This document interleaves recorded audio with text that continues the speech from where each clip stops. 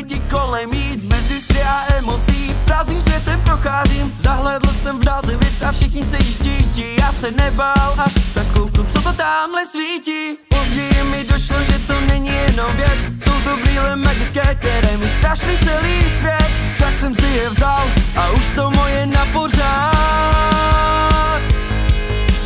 Když se jen tak procházím, dohání mě jenom splín a potom si nasadím moje brýle iluzí. Cítit se jak pírko v klidu, jen tak plout, ve vánku proplouvat, bez zábran se hnout.